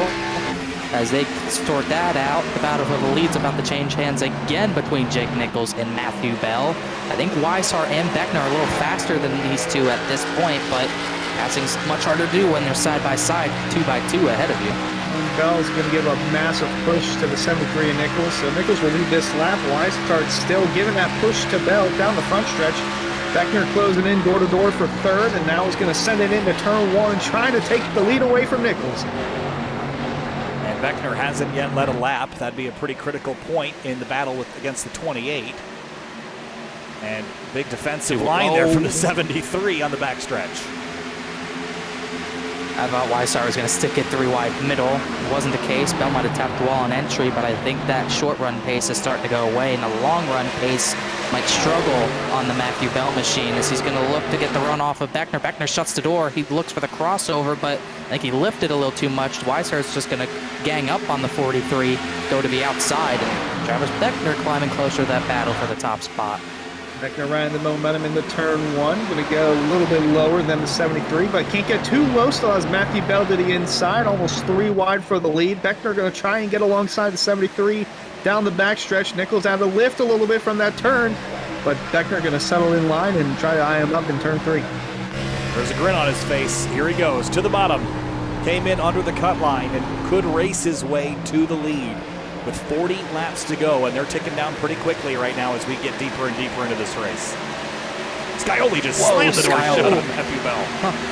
Yeah, that was a very tight door to shut as Beckner won't lead a lap that time, gets up to second, but not a lap led yet. Would be very important for him to do so, as we'll see how the 73 fights the 27. They haven't really been in battles a lot in the Pro Series a lot this season, at least late in this season. This is a rare chance for them to duke it out maybe for a race win.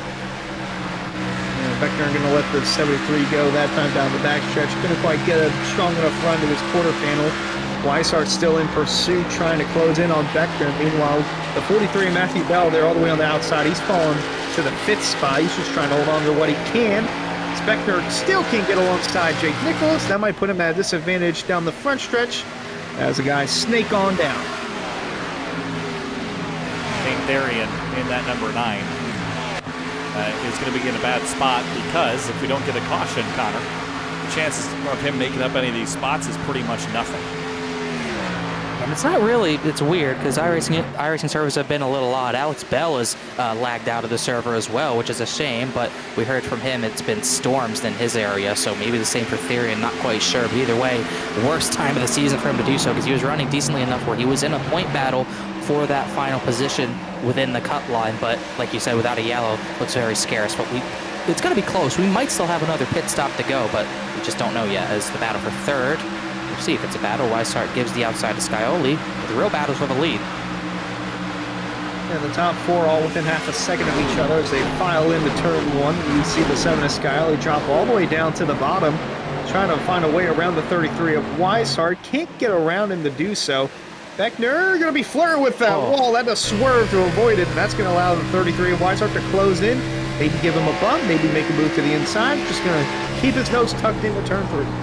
Yeah, Travis could really sort that outside groove out of 2. He's willing to run a lot more aggressively up against the outside wall, more so than Jake is. Remember, Jake Nichols doesn't need to win this race. I'm sure he'd like to because he hasn't won enough times this season to whet his appetite. But Travis Beckner, I don't think is going to feel bad about taking advantage of Jake Nichols. The only downside of that, got to race him next week in Chicagoland for a championship, and he'll remember everything.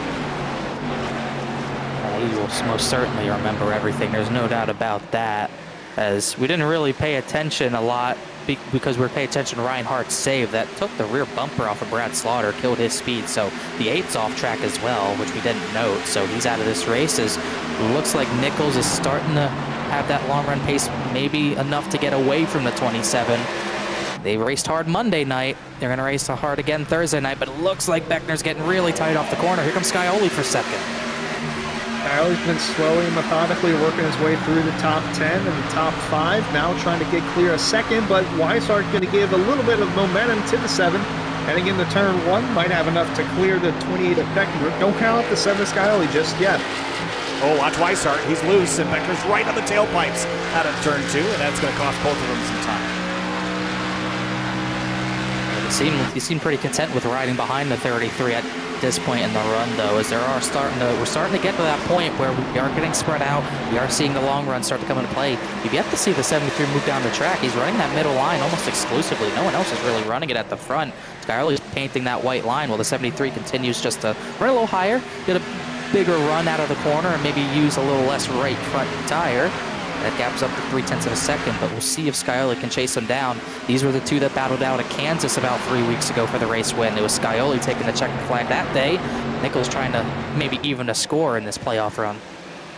These guys have had their fair share of battles all throughout area and in the Pro Series, whether it's for Cup titles and now Pro Series titles on the line here. Nichols and Scioli, they're sitting good in the points right now, but doesn't deny the fact that these guys still want to win a race. But at what cost, Kyle? At what cost? Because you don't want to rough up your opponent too soon. Because you see Nichols is leading. He's locked in currently. And then James Skyley has so many points. You don't want to rough him up too much, because if you rough up one driver, that driver's going to remember that heading into next week. Yeah, and again, till end of the year, I mean, if you've got a score to settle, we have a long enough off season that we'll generally forget about it by the start of next. So you might as well do that. Get yourself parked in that last race if you absolutely need to. So don't leave that on the table. We already saw the 49 go down for that earlier in the race. 21 laps on these tires for most of the field. 36 for those that stayed out on that previous caution. So Connor, I would imagine with 32 laps to go, you're thinking soon for pit stops potentially, but maybe hoping and praying to get a yellow flag to not have to worry about green flag stopping you. We'll probably see Therian and Brandon Bowie go as long as they can, trying to get track position on a yellow, but I don't think there's any way we see drivers make it on fuel. Just we were barely able to make it 53 laps in a Cup tank, which is bigger than an Xfinity Series car's tank. So yeah, we probably aren't too far away. We pit under yellow around that lap 45 range, so logic dictates we'll probably be in the next 5-10 laps. Just throughout the field, you see the three of Hearts has made the climb back inside the top 10 after that near catastrophic error just a handful of moments ago. And this was back on lap 51, and this was the slide he had out of turn 2, and I cannot believe that he saved it, and here he is running 6th right now, just got by the 28 of John Furness. So he's got a short memory. He's going right to the front after that big save about 20 laps ago. Why, as a former winner here, car control like that, you need car control at a track this slick to be able to compete for a race win, and tonight might be no different, as Matthew Bell just said over the radio he's going to be pitting this lap. So this is almost a little earlier than what I would think, but his situation needs a win, needs track position, so it looks like he's going to try it right now as we're looking to see if anyone comes down. Looks like Matthew Bell is going to be the first. Well, Nichols almost came down across the bumper of the 7th Skyly. You see a few more takers coming into pit road. Chris Rabel in the 29. Is that Case Locanis behind him? I can't tell the glare. It is, well, nope, I can't actually tell you who it was. AJ Roderick was one of them. Was that the car you mentioned? That might have been him.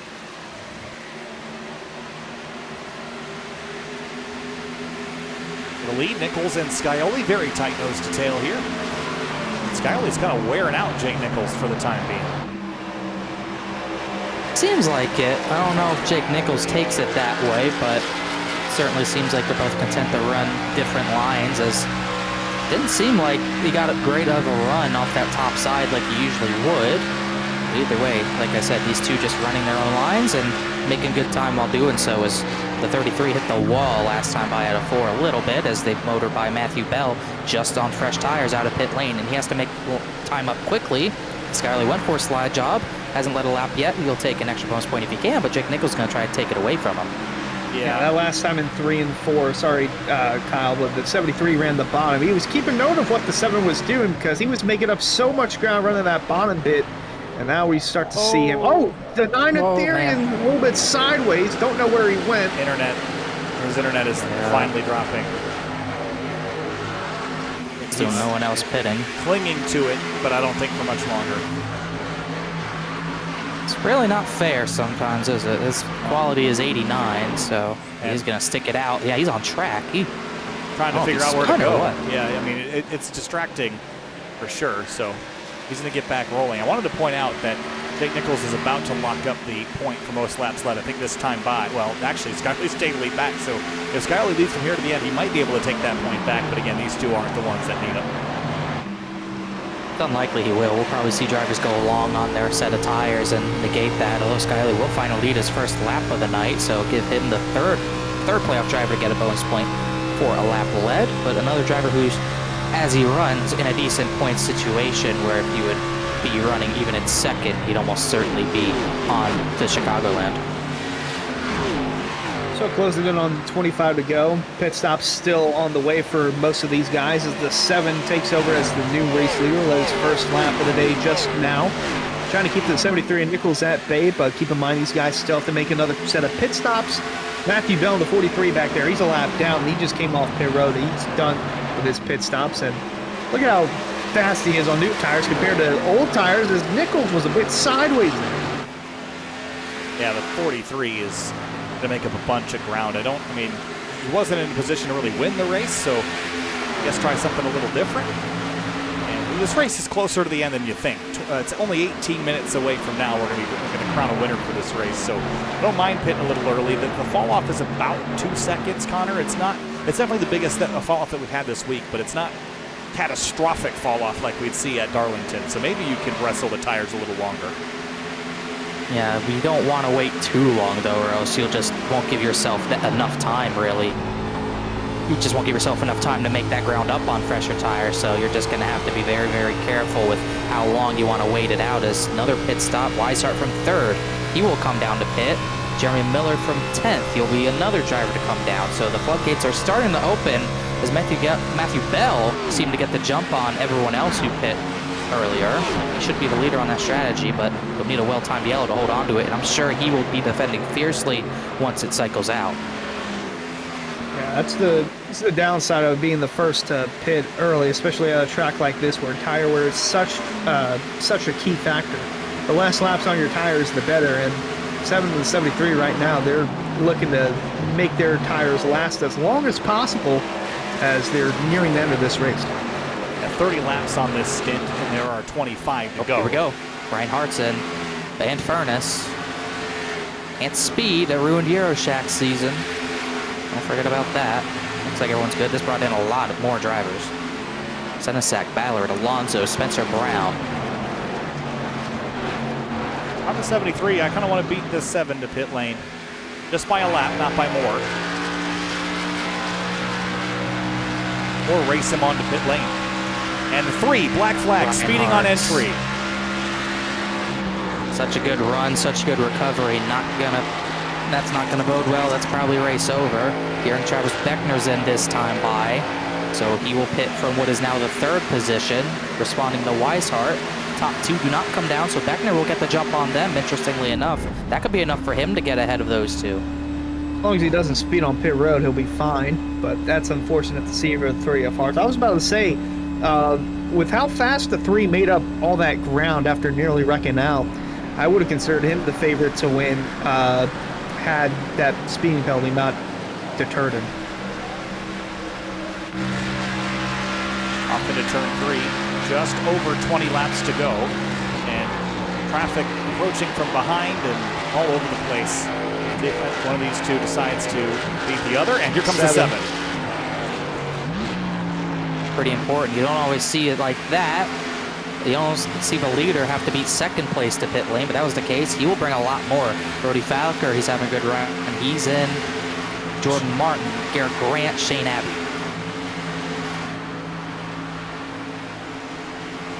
Boy, it's getting dicey here. 27's back on the racetrack. He has dodged the speeding police bullet. Looks like Nichols is pitting. He goes at the bottom to let Furness have the top.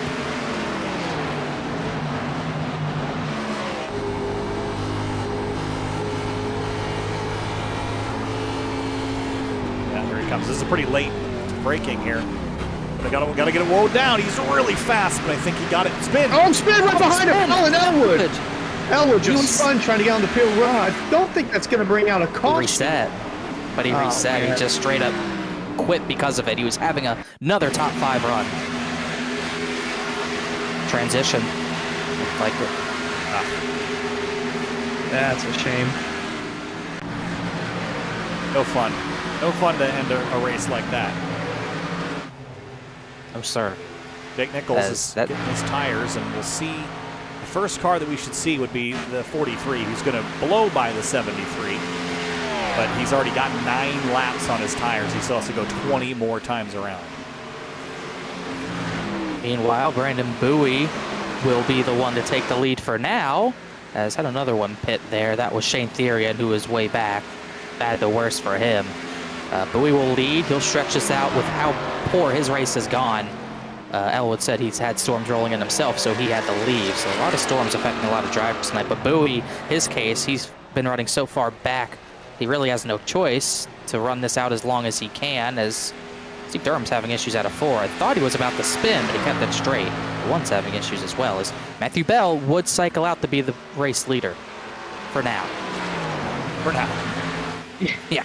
For how long is the question, because he's got David Weishart only a second and a half behind him. Yeah, that's the make it or break it factor here, where you're the 43 and Matthew Bell. Got 20 laps remaining. That's still a long way to go. And like you mentioned, the 33 closing in. 33 is just going out there to win races. He doesn't care what your playoff scenario is, whether you need a win to get in like Bell or you're just good on points. So going to be interesting to see if he can close that gap and try to take the lead away from Bell. Also going to be interesting to see if the 7 can catch up, and with the freshness of his tires and the 73 Jake Nichols, might have a good chance of doing that. Yeah, Jake Nichols scored 11th right now. James Scioli 7th. So only 1 lap of difference, and Jake Nichols has got quite a bit of work to do to run down that 7. But Brandon Bowie is just biding his time here. 35 laps on this tank of fuel and set of tires, and it's Matthew Bell who's got 11 laps on his stuff, and David Weishart who's very quickly approaching with only 6 laps.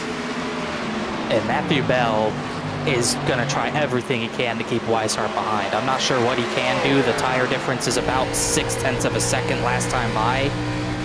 He'll probably try whatever he can no matter what. This is his season right here. I just don't think he can do much. As a matter of fact, he really can't fight it. He's going to give Weishart the bottom here and just hope for track position to work out for him. Weishart sends in the turn 1 and 2 all the way on the bottom. Bell trying to build up a run in the outside groove. Not going to be enough to close that gap and manage it between himself and David Weishart. So once things cycle through, Weishart will be the new race leader. Meanwhile, back here, this battle is continuing to rage on inside the top 5. Rabel to the outside. As you see the playoff picture down on the bottom right, with 3 of the playoff drivers in your current picture right here, with Beckner, Furness, and Scioli on the bottom. Yeah, Furness and Beckner running pretty much nose to tail here. Furness and Beckner out, but that's with Bowie leading. As soon as Bowie drops out, calculus shifts a lot. And he'll shift out of turn number 2, as a matter of fact. Weishart's already there, followed by the lap down Hartz. 33 to the race lead. Bowie's chances of a final 4 berth slipping.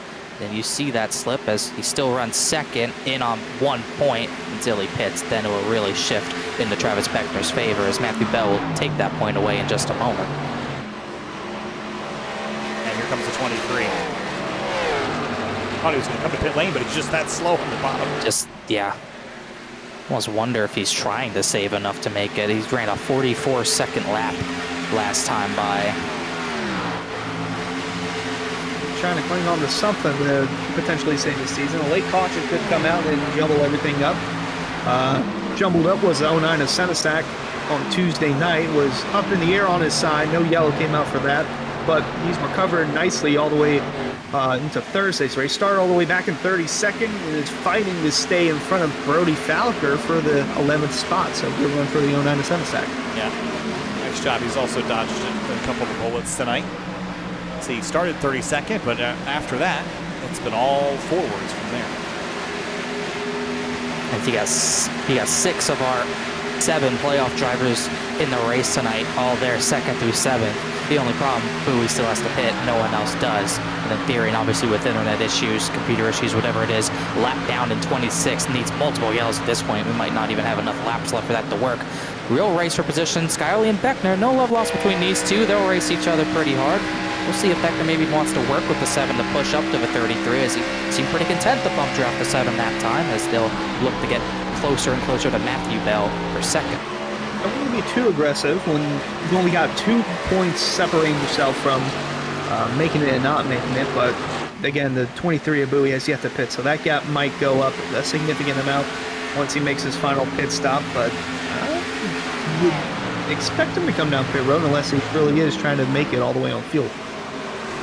There's 14 laps to go. Under 10 minutes remaining in this penultimate race of the season for the Florida State Builders Area Pro Series. Got a good look at that Rick's Hot Sauce car. Race fans, be sure to check out rickshotsauce.com for some of the best hot sauces made locally in South Florida.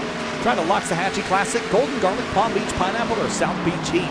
Follow the Rick's Hot Sauce Rookie of the Year battle in the Area Cup Series and see if Jake Matheson can take home that $100 prize as the highest finishing rookie in the point standings, as Scioli of the Rick's Hot Sauce car sails by for 2nd. Matthew Bell, now his playoff hopes, his championship hopes are starting to fade a little bit here because he needs a win, and this was his shot, and it doesn't seem like it doesn't really seem like the undercuts worked well at all. It has gotten David Weishart a 2.3 second lead, but he didn't undercut nearly as harshly as the 43 did, as now he falls all the way back to 5th. Jake Nichols will soon pass him for 6th, and that cut line will dwindle even further and further away for Bell, and it'll get even further away once Bowie pits. He's all the way back to 12th at this point. Matter of fact, that's how much that affects that. Oh, Weishart winning will be the 5th different driver to win in the Pro Series here at Auto Club. Scioli is the furthest up on the field, looking to make it a 2-time winner here at this track. John Furness, Elwood, and Cameron Hearn are the other winners in this stint for area at Auto Club.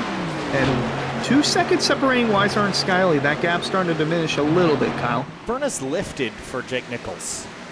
I find that intriguing, maybe hoping that Jake can run down the 27 perhaps and dispatch him.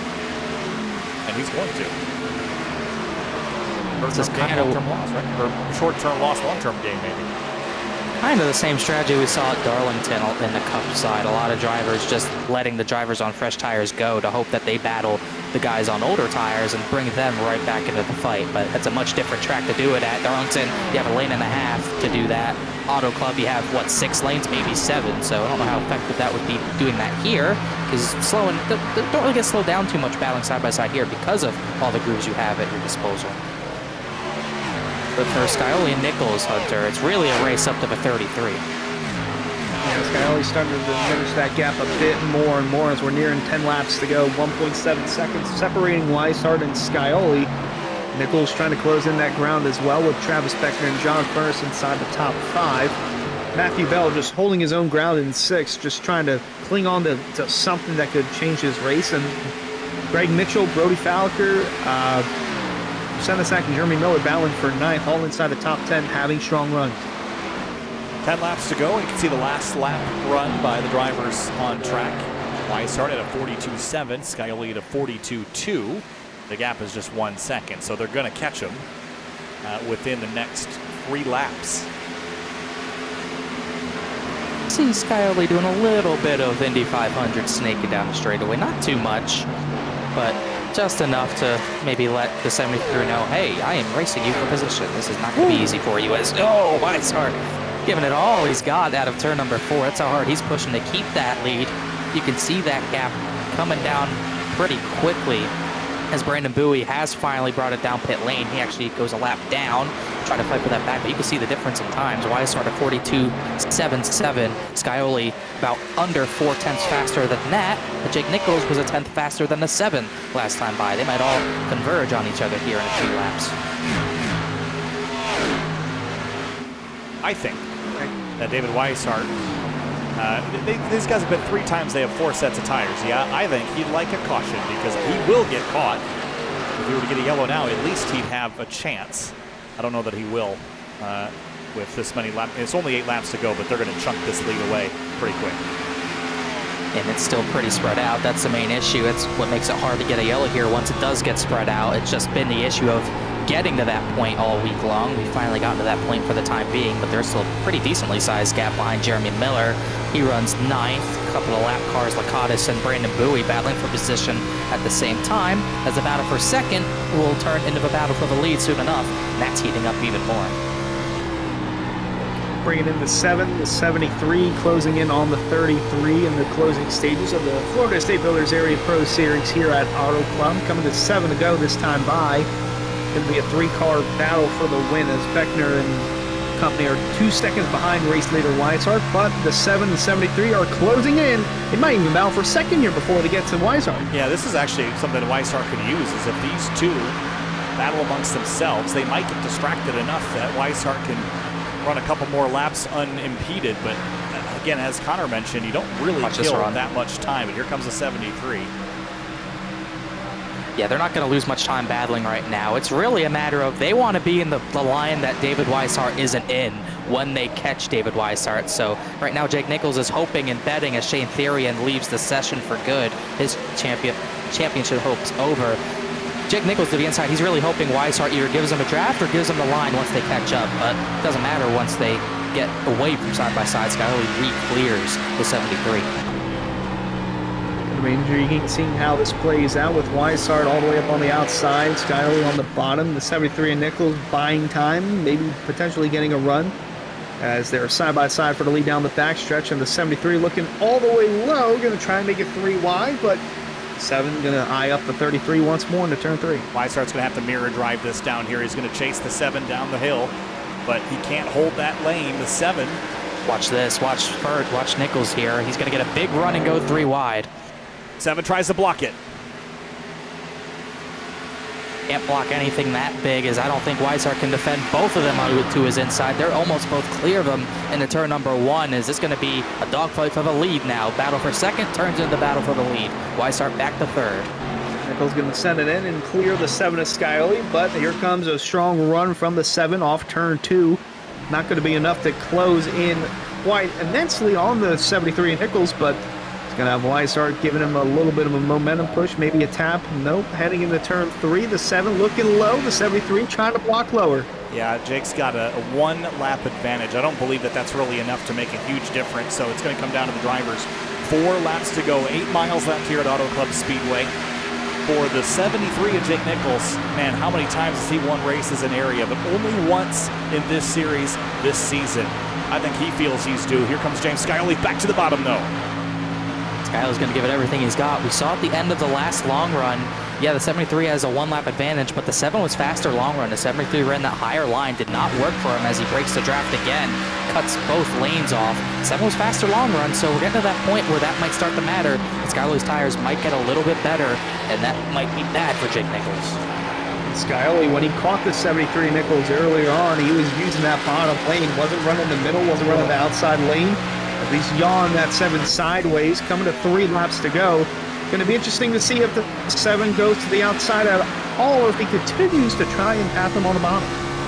Skyly's won 5 races this season. Nichols just 1. If you're playing Motorsports Robin Hood, the 73 is due to steal one from Skyly, and about 5 miles remaining in this race. And Nichols continues to break that draft. It's not as strong in the Xfinity Series car, but it's still enough to the point where you don't want to give them that advantage on you down a straightaway. So he's going to continue to break that draft. Nichols now, he's down to that white line to defend Skyly, get dirty air on his nose, prevents him from really gaining anything. We'll see if Skyly, he might need to change up his line, go to that higher line, just try to get a run. He has to try to do what the 73 doesn't. Jake Nichols is just trying to mirror what the 7 does. 2 to go. 2 laps to go, and the 7 of Skyly just trying to find a lane, but to no avail, as the 73 Nichols is essentially mirror driving, trying to dictate which lane the 7 is going to go in. Skyly might have to try the outside lane here in 3 and 4 if he wants to have a shot. Turn 2 is Skyly's better corner, and he's going to close up to within a 1/10.5 off into turn 3. Both of these drivers will be moving on to Chicagoland next week. They'll have to fight each other for a championship, but first, the penultimate race of the season. And it's going to be tough for Skyly to get it done without throwing a haymaker at his teammate Nichols. They've got to run in the draft. 1 more to go at Auto Club. Can Skyly get it done? This is a reversal of Kansas 3 weeks ago. On board the 7 as he sends it on the outside into 1 and 2 for the final time. The 73 on the bottom. Skyly can try and build a strong enough run, but it's not working so far. That's a lot, Kyle. Yeah, he got really loose in middle of turn 2, so he wasn't able to build the run he needed off into turns 3 and 4. He closes the gap slightly, but I don't think he's going to be close enough. He's going to send it into the high side here and hope he can carry some speed and momentum. Closes the gap more and more and more, but Jake Nichols has been beaten by this number 73 so many times this season, but not tonight. Jake Nichols wins his 2nd race in the Florida State Builders Area Pro Series in 2024. Skyly 2nd, Weishart 3rd, Furness and Beckner the rest of your top 5. And with that, Furness and Beckner will join the top 2 next week at Chicagoland, and all 4 of those drivers had to finish top 5 to do it. Beckner does some celebratory drifting. It's hard to bet against either of those top 2 going into Chicagoland in this Xfinity Series car.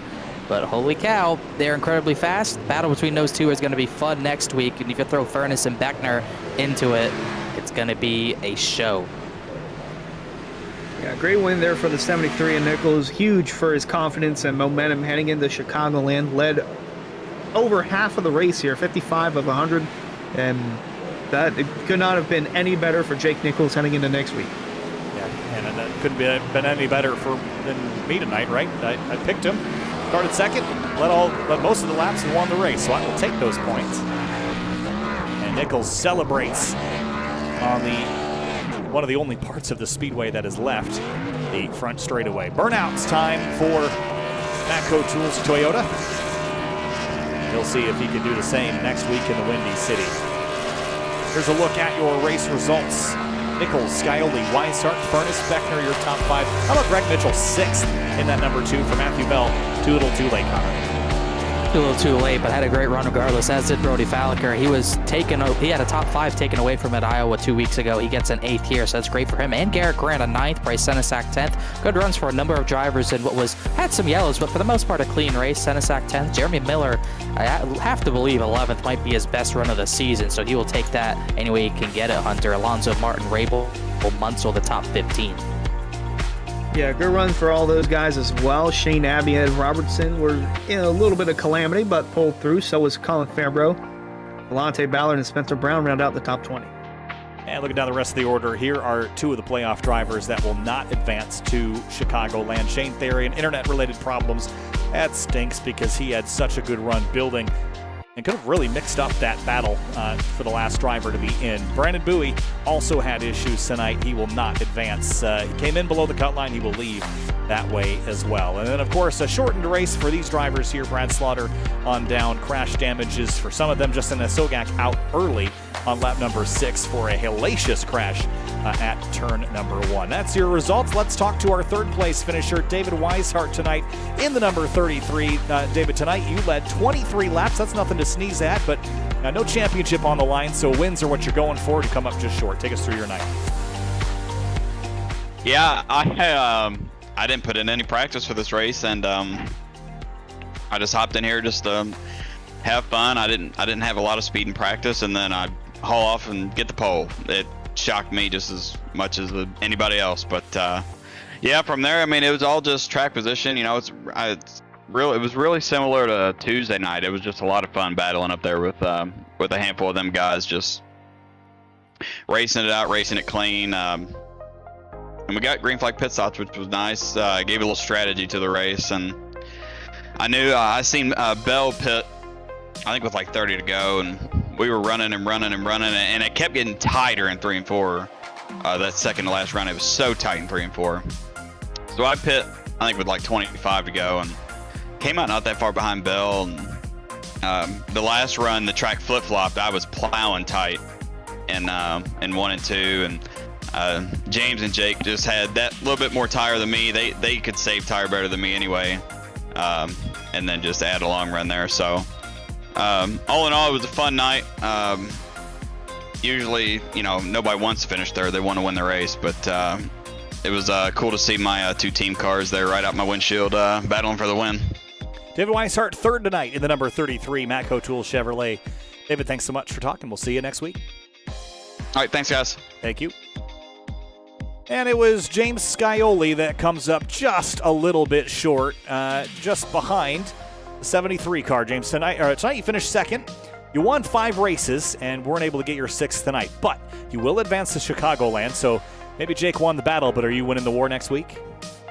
That's the hope. Definitely don't like finishing second, but that was a blast. I mean, this is probably the best track for the dynamic track. You really saw the lines moving around a lot. The top was really good early, and then it kind of shifted. I was able to run the bottom that second to last run there, and then you had some guys like Jake was still running the top that run, but then it kind of flip-flopped the next run. And so when I went to turn 1 and 2 there on the last lap, I tried the top, and it was just super tight. So but all in all, just very happy with how the race played out, how the track ran. I think Chicago is going to actually be pretty similar from what I've seen. I think that we should get some flip-flopping and stuff like that. So hopefully we can get a lot of green flag running.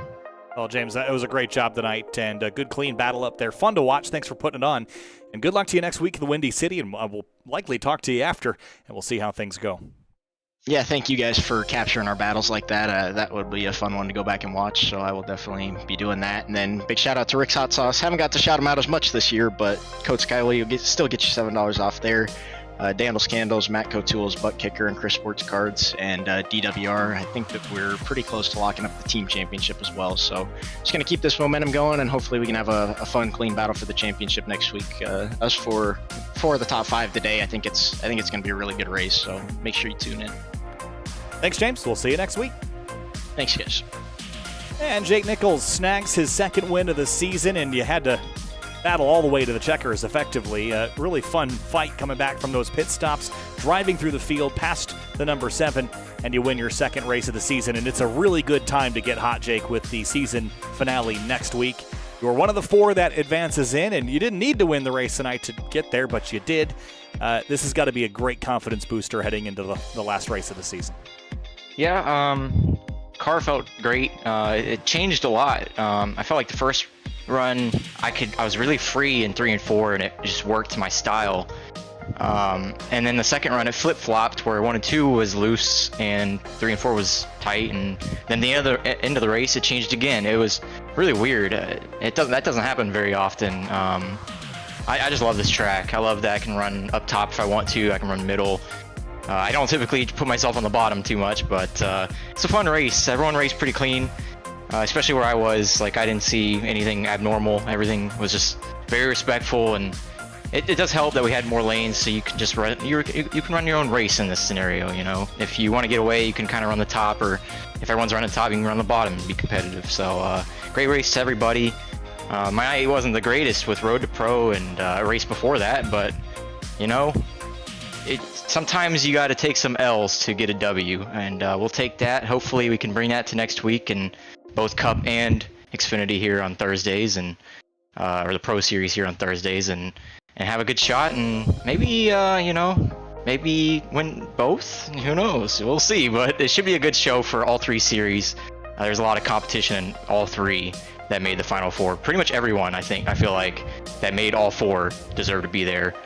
So it's going to be, or all 3 series deserve to be there. So it's going to be a fun week next week, and hopefully we can put on some good shows. Yeah, James was saying that he expects there to be some similarities between this week and next. Is that really just related to the multi-groove and how you've got some choice around where you race, or is there more to it than that? A little bit. I think recently Chicago has taken a swing where you can run a little bit more across the track rather than just one lane. There was a point there where we kind of just all arced to the same line, and that was it. But I don't know how that will play out in terms of tire wear. I don't know if you choose the top, if it's going to wear more or whatnot. But I think more than usual we'll be all over the place, at least as of recent. Obviously, you know, it's been a while since we had true dynamic track, so we've all kind of been stuck in our own lanes. But the racing's been better because really we can move around a little bit more. You know, Kansas was kind of like that. And that's Kansas is its own beast. I mean, it's not necessarily similar to Chicago other than the shape, but knowing what we've seen there and what we saw here, I would think you could probably run multiple grooves there. And James and I mean, we've been on top of each other. We've been damn near the same speed every week. It's going to be a good show to see which one of us can prevail. And I mean, you got John and Travis down there. I mean, they can do just as good as us. So it's going to be a good show. I hope we can all race clean throughout the whole night, and hopefully we can come out on top here in the 73 car. But we'll find out, and see you next week. Jake Nichols in the 73 wins at Fontana. Jake, we'll see you there. Thank you. See you then. All right, guys. Fontana, what a week this was. I love this place. It just has put on some of the best racing of the season. And we have had a couple incidents here and there, but certainly not wreckfests of any kind. We head to Chicagoland, my current place of residence next week, although it's in Joliet a little bit to the west. Connor, final thoughts on Fontana and heading into the finale. I bet we're about to see some great racing next week. Yeah, this was a great race, great week. We had some incidents here and there, like you said, but for the most part, once we got to racing, it was intense in all 3 series. The cut line battle on Monday was incredibly intense. It came down to the wire for the race win, and both of the other races when the cut line for those 2 series might not have been as tight. But we have our 4 for all 3 series. Chicagoland, a little bit of multi-groove here and there. We saw it last year. It was Seth Knoll taking a checkered flag. Could be someone else in the Cup series, and all the other series combined, all these races. It's going to be a pretty thrilling fight to the finish of this season for all 3 series, and for everyone going for a title, it's going to be intense. Fontana is fantastic as always, but we say farewell and we head over to the Windy City where we crown a champion for all 3 series in the area, starting Monday with the Cup guys, Tuesday for the trucks, and then a week from now we'll be crowning a champion for the Florida State Builders Area Pro Series. What a race this was. Can't wait for next week. Yeah, it was a great night here in Fontana, California. Well, buckle up your virtual trucks. Let's drive them all the way across the country to the land of Chicago, the Midwest. We'll see you there. Thanks so much for watching. Kyle Heyer alongside Connor Horn and Hunter Sleppy. We'll see you next week, Champions Week in the Windy City.